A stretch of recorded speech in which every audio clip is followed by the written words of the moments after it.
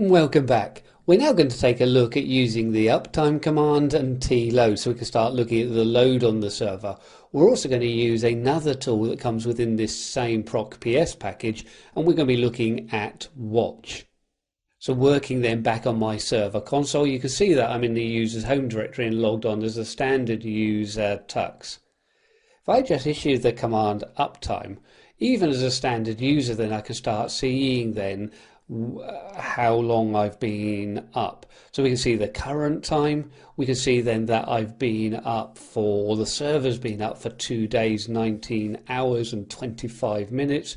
We've got 3 users logged on, or 3 user sessions, and we can see then our load average. And the load average is specified over the last 1 minute, the last 5 minutes, and the last 15 minutes.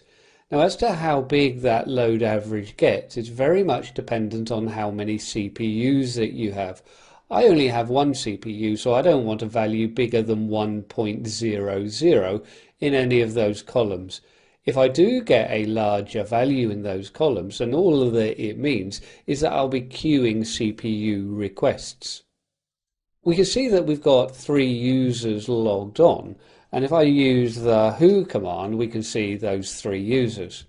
Now the who command doesn't actually come with the proc PS package, but I can use the w command, and that is as well from the proc PS package, and we can get to see then a little bit of the CPU time that the applications have been taking, as well as still seeing that output from W. We've still got that uptime output. If I needed to check how many CPUs that I have, then I can use ls CPU. And of course then we can see then the number of CPUs that we've got. So 1 CPU and the number of cores per socket. If I've got 2 CPUs, then I wouldn't want a value bigger than 2. If I had a value, let's say, of 4, if I had 4 CPUs, I wouldn't want a value in any of my load average columns greater than 4. Otherwise, I'm starting to queue or wait for CPU activity. Control L is going to clear this out. Now, if I wanted to check the files that we were reading from, if I go through and cat/proc/ and then uptime, this is actually where we're reading from our uptime, and it's displayed in seconds. The first column, so the column on the left, is really just displaying then how many seconds the system has been up for. The column on the right then shows the idle time. On mine, it doesn't look too bad, because when we go through and look, the CPU has been idle the majority of the time, but the value still is less than the first column. If I had 2 CPUs, then if I had had similar idle time, then we'd almost be double the amount of the first column that we would see within the second column. So if the system, let's say, had been up for 10 seconds, I have 2 CPUs, and both those CPUs have been idle most of the time, then I'd see maybe 18 or 19 seconds in the second column. So sometimes it looks a little bit weird seeing your idle time being greater than your uptime, but that's just an indication that you've got more than 1 CPU. Now uptime is also reading from the load average file. So if I go through and read the load average file, we can then go through and see that similar information. So the load average over the last 1 minute, 5 minutes and 15 minutes, the number of active processes that we've got, and then the last process ID that was used. Again, clearing this out, if I needed to look at the output of uptime over a period of time, then I could use the command watch. If I don't specify an interval, so we specify the interval with -n, but if I don't specify an interval, it runs the command every 2 seconds. Let's put, say, an interval of 4 seconds and then run uptime. We can see then in the top left-hand corner, every 4 seconds, we're running uptime. And then we can see then the information. However, if it's our load average that we really need to see, and that's the reality if we wanted to run this all the time, let's just Q or Control C rather to jump out of this.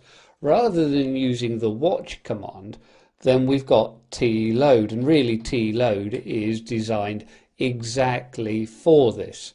So we're now constantly watching our load.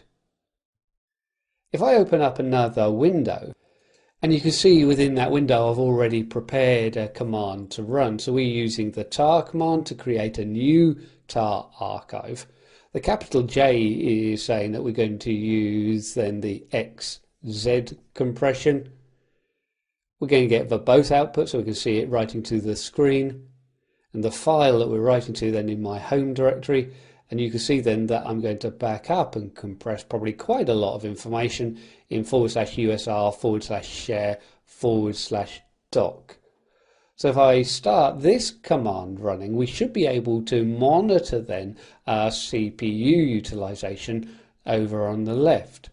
And we can start seeing now that we're getting a little bit of ASCII art representing then the increase of the CPU utilization. Mind you, that ASCII art in itself is probably affecting the system, don't you think? But look, now we can start seeing that, especially in the average over the last 1 minute, we've now gone up to 0.6, so I'm at over 50% utilization. And of course, this is going to keep on rising. We might flatten off a little bit, but we should be able to start queuing our information. Remember, I only have one CPU in this system, so ideally I don't want to see values getting above 1. They're not so bad when we get into just that 1 minute column. We can almost expect that on a normal server. But if we start looking at within our 5-minute and 15-minute column getting to 1 or above, then that's probably more of a concern for us. And when we look at it now, we can start seeing that we're into a little bit of queuing CPU requests. Now, if this was happening all of the time, this is where we need to look at perhaps streamlining some of our applications or services, spreading them across servers to reduce our load, or even looking at ways, especially on virtual machines, can we increase the amount of CPUs that we have available at that virtual machine, maybe even just for that time. We're getting up to now sort of like 1.4, so we're well above really what this CPU can cater with. If I use Control C now in our right hand window, that will then stop, and we should also see a corresponding reduction then, especially quite quickly in that last 1 minute. But you can see how really useful tload can be because we're dynamically reading that information. So having seen then a little bit of how we can start looking at the load on our server with uptime and tload, let's go through now and take a look at some more powerful tools with top and VMstat.